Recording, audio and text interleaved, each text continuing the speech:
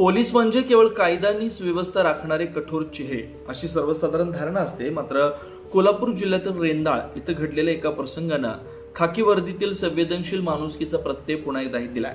रेंदाळ येथील new English स्कूलमध्ये विद्यार्थ्यांनी मेहनतीनं उभारलेली फळबाग उन्हाळ्याच्या झळांमुळे कोमजण्याच्या मार्गावर होती.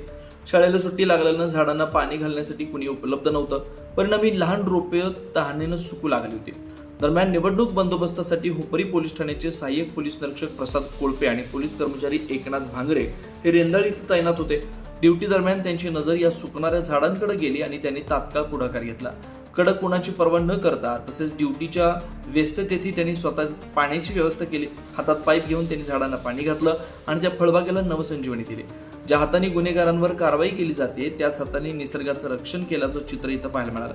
या उपक्रमामुळे शाळेची फळबाग पुन्हा हिरवीगार झाली. स्थानिकांकडून या दोन्ही पोलिसांचं कौतुक होत आहे. त्यांच्या या कृतीमुळे केवळ झाडेच वाचली नाही तर विद्यार्थ्यांच्या मेहनतीचंही संवर्धन झालंय. खाकी वर्दीतील या माणुसकीपूर्ण कृतीमुळे पोलिसांविषयीचा विश्वास अधिक दृढ झालाय. समाजात सकारात्मक संदेश पोहोचलाय. हुपरीहून महासत्ता लाईव्हसाठी महेश कळंत्रे. अशाच ताज्या अपडेटसाठी महासत्ता न्यूजला सबस्क्राईब करा.